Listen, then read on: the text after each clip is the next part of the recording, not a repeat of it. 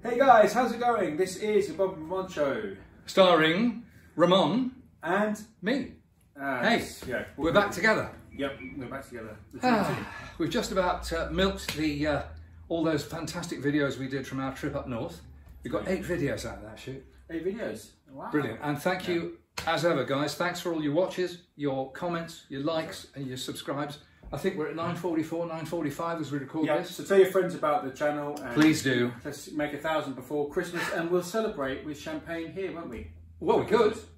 Or some Because, for the keen followers of this show, you'll know I've been off the booze for 3 months. I feel no better. I'm sorry, I'm not going to be an evangelical Alcoholics Anonymous type on you. I can't wait to have a drink on the 1st of December, which is Friday. I'm glad I'm not going to be there. And therefore, no, it'll be a bit messy. And in the meantime, there will be champagne. So if we get to 1,000 before Christmas, we'll have a celebration, eh? Yeah, we certainly will on the channel. Fantastic. Well, thank you so much so far. And we just love the comments and the support we get. It's brilliant. Really brilliant. Thank you. So, what are we doing today? Well, today we're sitting with a couple of Stratocasters. We're sitting with your Gibson Les Paul 958, which is one of the very few births in the world. And, all of that stuff. and we've got some nice strap locks here so it doesn't fall off. While we're mentioning things, I mentioned these on my little thing on Rock Bear guitars as well. I've got this little D'Addario, this is the D'Addario strap with the locks on it that Ramon's using here. It's about 20 quid, bought it from Anderton's, big up for Anderton's. And they're amazing, you can literally click it on and off, fantastic. This is my old favourite Tiger strap, love it. But the holes were a bit screwed, so I've got these D'Addario little clippy things on, holding it on. So we've both got D'Addario strap locks. Yeah. And I just feel, especially with that guitar, I feel much safer with a lock on the guitar, on the strap than that, you know? Yeah, absolutely. You don't want to drop it, man. No. Because you know when Gary Moore had Peter Green's and his stripe. Was it screwed in? I think they were. I think screwed in. They were screwed in. They were D'Addario as well, weren't they? Probably, but they clicked in, didn't they? Yeah, well, I mean, the other thing you can get is you can get those monstrous great strap lock things. They're great big bits of brass, right? They're bloody good. Right. You know, if you're going to be Michael Schenker and throw your guitar around, great. Yeah, but they stick out quite a lot. They stick out quite a lot. They're heavy, they're brutal, and also to install them, you've got to screw it on. No one's screwing anything into that. Thank you. Absolutely not. No. Or frankly, into this beaut. But what have I got here? So what we've got here, we've got our good friend Darren Horton from Daniel's Guitar. Big up to him. Yeah, he made this guitar, and I'm going to go into the story of this guitar on the guitar show. Right. Okay. Where I'm going to really go into depth on it because it's got an interesting story to it. But today we're just going to be like playing it and checking it out. And this is a guitar that Darren's I've had it a few years back. I've got it back.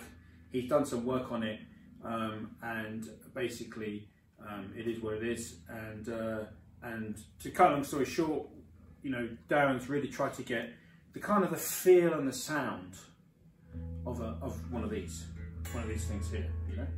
So that's why this is not really a versus video, because I don't believe that you can really clone one of these, because you'd need 50 years, and you'd need to go back in time to get the right woods and all this sort of stuff. But what you can do is, if you're a good luthier, as I think Darren is you can get the feel of the guitar, you know, the feel of it, the kind of vibe of the guitar, you know.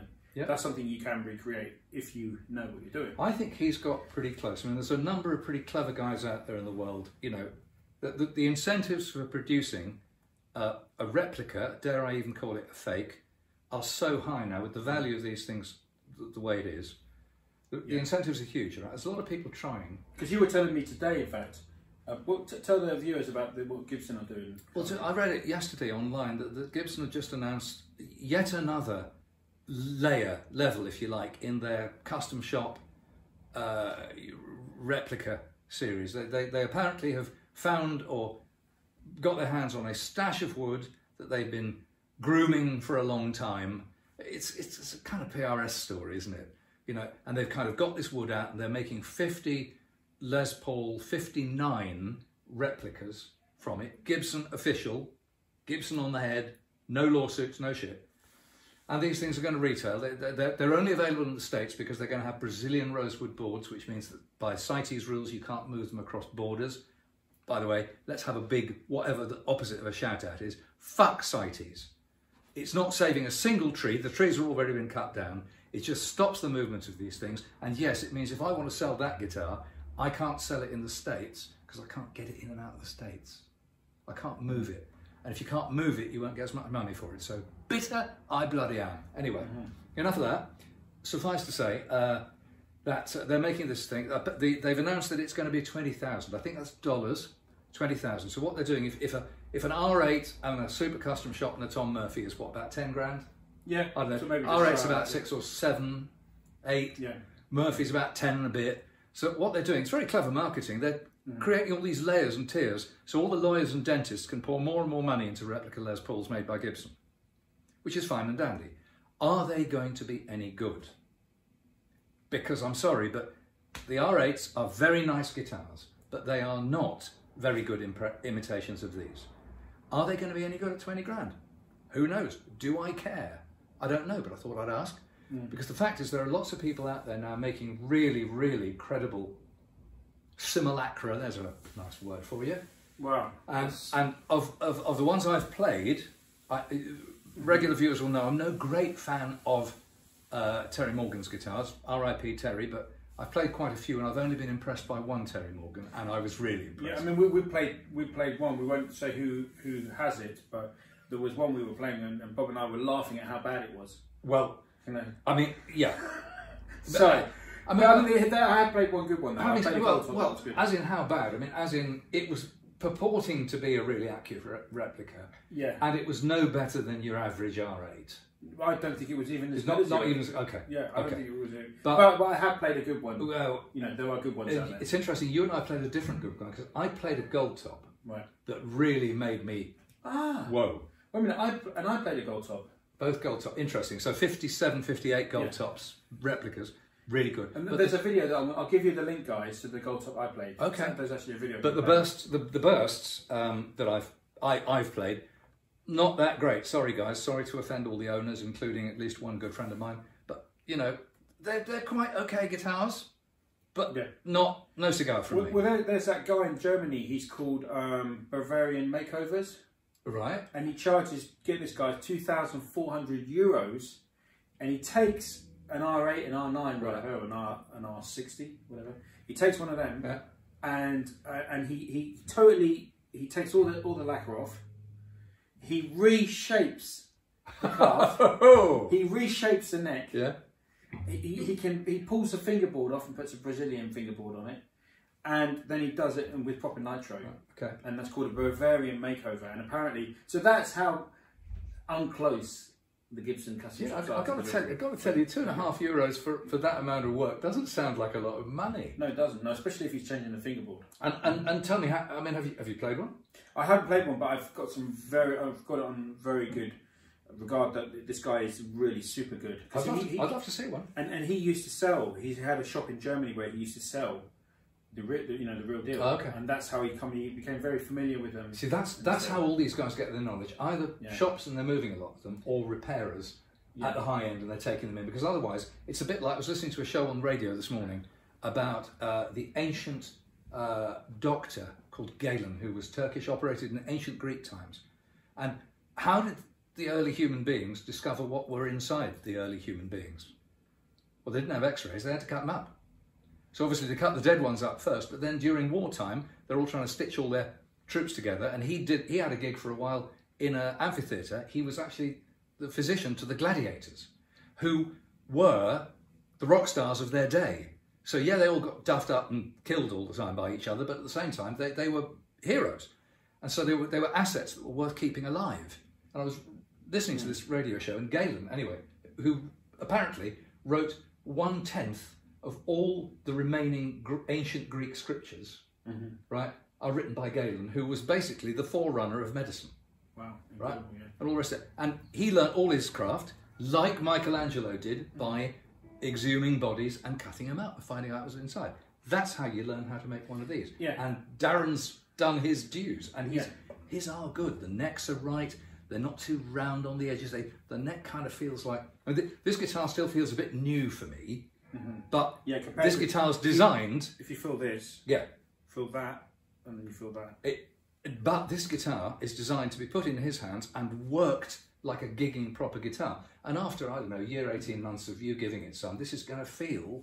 Whoa.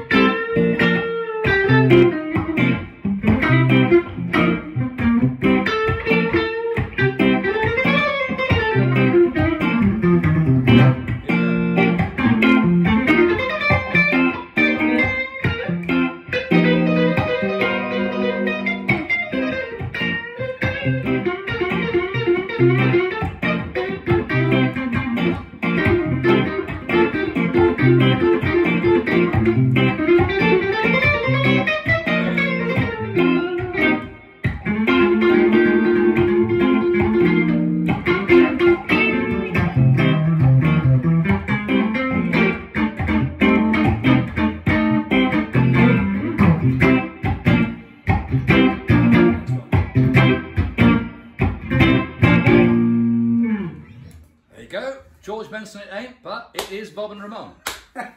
Hey, and it gives you a bit of an idea. So we're playing through my two 633 amps, which are not identical. One's a custom 36, the other one's a Drive King, but so one's got a valve rectifier, one's got a solid state rectifier, blah blah blah. We're playing at low volume, kind of, you know, just above talking. So you know they're not really opening up and breathing, but we're trying to create a level playing field here.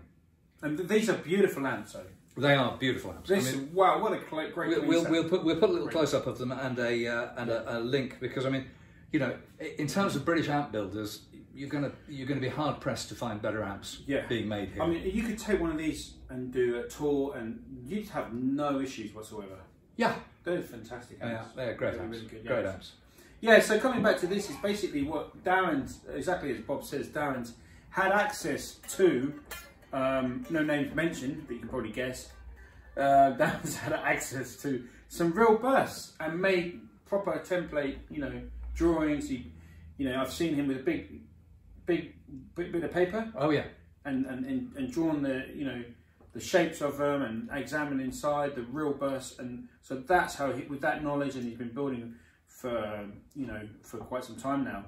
And so all that knowledge has gone into these guitars, and it's kind of, for me, it's more about the feel. Yeah, yeah. And the feel of this guitar is absolutely fantastic. Really, really, really nice. It kind of feels, it doesn't feel as heavy or as new or as shiny or as sharp edged. All those things are all the telltales if you're used to a nice warm soft one. Yeah. There's something about this, it's still a tiny bit sharp around here and stuff like that, but again, you know, a little bit of wear, osh bosh, off you go. And we've got the Alan Dingwall pickups. A shout out to Alan Dingwall, who's who's really doing the rounds. Oh, these are the Dingwalls? Yeah, so they're another set of Dingwalls. So I've been playing these on the neck. Well, this on the neck, right? But the middle position, let's get some volume. The middle is supposed to be.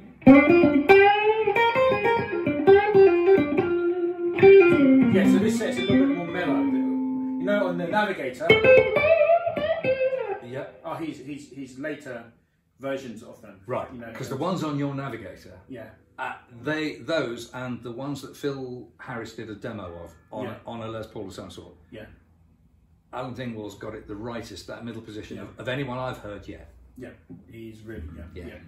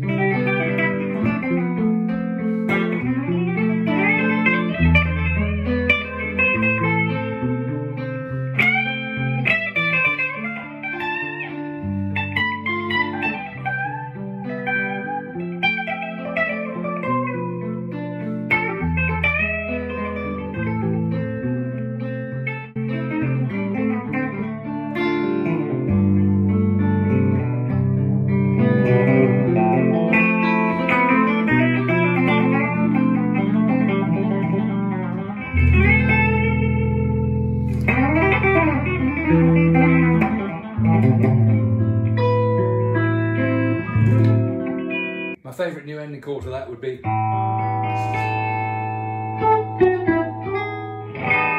There we are. Whoa. Yeah. Right, so that's really. What does it feel like to play? What does it feel like? It feels good to play. As usual, I'm just so much happier on neck pickups. Right. I find unless I've got a lot of drive going. Yeah. The more I think about it, actually, it's the same. Although he's playing a Telecaster most of the time. Yeah. The Robin Ford's the same thing. When he's playing the neck pickup, he's playing rhythm and that nice clean stuff. Yeah. And he always uses his bridge pickup for drive. For overdrive. Yeah. And I find now more and more the guitar's almost turning into two guitars for me. It's like the clean end, dirty end. Yep, that's exactly how. It sounds a bit unreasonable and a bit clamping down, a bit limiting, but no. But the bridge is great for overdrive, and then for anything clean, that you come on the neck, or sometimes the mid if need be. Yeah. But I think one thing interestingly, this has 11s on it, and how does it feel? Well, it's slinky as hell. That's what I thought. No problem. It's I do remember actually. It's back to Gary Moore again. A long time ago when I was actually looking for this guy. So 25 years ago. Gary Moore's number 3 guitar, which was a 57 gold top with black plastic parts, was offered to me, and they presented it to me. And at the time, I was so embarrassed because I couldn't play it because the strings were like, right off the fretboard. I mean, well, no, the action was set a bit higher. It was a bit of a manly guitar, tight. But the strings, I mean, they felt like they were about 1 inch thick. Right, I couldn't work it, and I was terribly embarrassed because rock star owned guitar ought to be fantastic, and anyway, that was just because he had 11s on it, and now there's 10.5s on that, and I'm trying to get myself to 11s. There's 11s on this, and I'm not even noticing it. No, So it's the yoga. I recommend the yoga. It's all to do with the yoga. And I forgot to mention we've got the ball back, guys. The ball is back. Yeah, we missed it. So we got Bob back on the ball. It's only because they're not interested in all the bollocks we're talking about. They just want to see me fall off it. Probably, yeah. Well, that's why he has the cheaper guitar. Oh, it'd be awkward enough if I smashed your guitar, wouldn't it? Oh dear. So yeah, so we'll get more into this on the guitar show, the story of the guitar. Yeah. But just today, it's kind of like a little bit of a versus, this guitar versus that one. You can't, like I said before, guys, you can't really pitch one of these against any other guitar because it is what it is of the era. But it's angels and pinheads. I mean, for the last little video that I put up on Rock Bear, which was about my £249 Squier Cabronita. Yeah. And I made the comment on that video, what you make in this video as well, that if you got a limited budget, get yourself a really fantastic amp, because these days there are some wonderful low-cost guitars being made. Or if you buy second hand, if you've got a friend who knows what they're doing with the guitars, who'll help you buy a good one. Yeah. I mean, you could. We're sitting in a room where there are 4 or 5 guitars, sub £250, that you could gig tonight. Yeah. Either of us could gig and hold our heads up high. So this is fantastic, but it's angels on pinheads. Yeah, these are one-offs. Yeah. These are totally one-offs, Yeah, yeah. And that's why we rely on these replicas and getting a good replica. Yeah. And like I said, the main thing is not even the looks. I don't care if a thing looks the same. It's more about the feel of it. Oh, this feels great. Really does feel great. How does it feel? How does it play? The weight's about right. It sits on you right. The balance is right. All the stuff you're used to. Yes, it's really nice. Really nice. Yeah, because also you want to transport. For me, I love the playing of because this is another thing. We should do a video on this. But you have the 3 kings, of Chicago blues. Okay, Freddie, BB, and Albert. Yeah. And also you have the kind of 3, what do you want to call them, dukes or whatever, Dukes of Hazzard. You've got Clapton, Greenie, and Taylor. So you had the 3 kings. No Pagey there. No Pagey. No, the blues breaker guys. Sure, the blues breaker. You had the three guitarists that really put the blues on the map, coming from England, which were Clapton, of course. Yeah. You can't get away from him, and then Greenie, who was he was my favourite of the 3. But I admire Clapton because he was first, and then Taylor, who Robin Ford prefers Taylor from Clapton and Greenie because he says that Taylor's more sophisticated in his approach and his playing. So all of them, as you say, characterised by their use of a 59 or 60 Sunburst Les Paul. That's the reason. That's the reason. From childhood, the reason I idolised and wanted to get my hands on one of these, because of those guys. But here's the deal. So you had the 3 guys, the 3 kings from Chicago. I know Freddie King played He played a gold top. He played a gold top. Gold top 54, 55 -ish. Yeah, and then he went to a 3-4-5, didn't he? Yeah. You had Albert King playing another Gibson. He was playing Flying V. Yeah.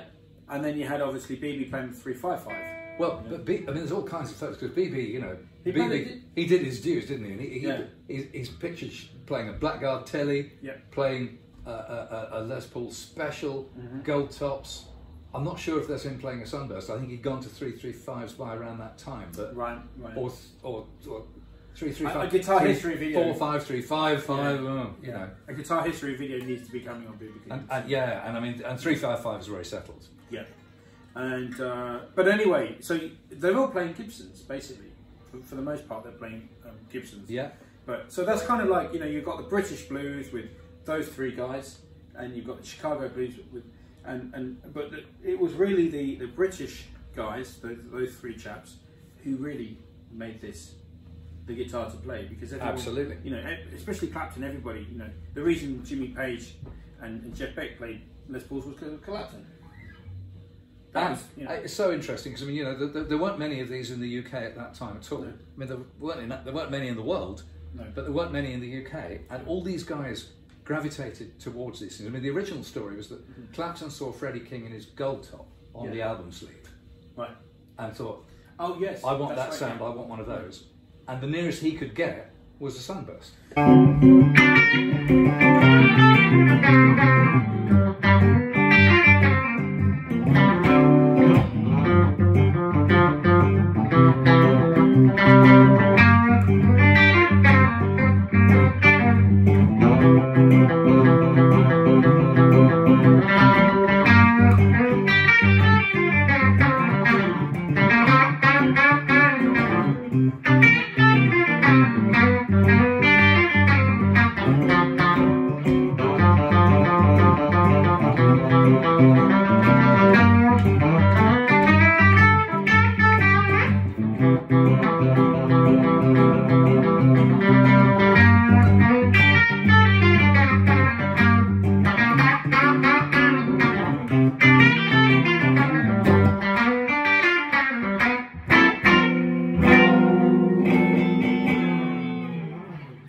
So guys, that's a really short video today compared to our normal marathon.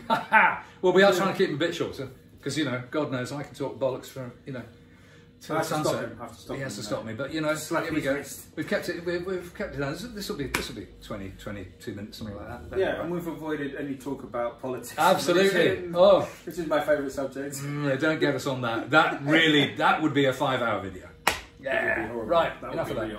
So until next time, have we got any plans for next time, or are we going to keep that under wraps? At the moment? We're going to keep it under wraps. I think we're going to do the Christmas special. I would hope we'd be celebrating with a glass of champagne and 1,000 viewers. Yeah. But in the meantime, we'll have to think up something suitably festive for material. Yeah. We've got a few ideas, and we're going to come back and do a Christmas special, guys, just for you. And the other thing is, I should say, it's in the comments on one of the last videos. We've had a request to revisit our friend in the north of England and plunder his amplifier collection, which was sitting behind us when we did all those videos. Yeah, they were amazing. Which would be a bit of fun. So I think probably early in the new year we'll do a quick road trip, quick day trip there, and go and plunder some amps as well. So that's coming too, but that's probably not. He has Marshalls as well. Marshalls, Fenders, I mean, all lovely guy, all the right ones. He just had, you know, stuff. Oh my God! Talking of which, more stuff next time. For the moment, it's goodbye from me, and it's goodbye from him. Bless you. Cheers.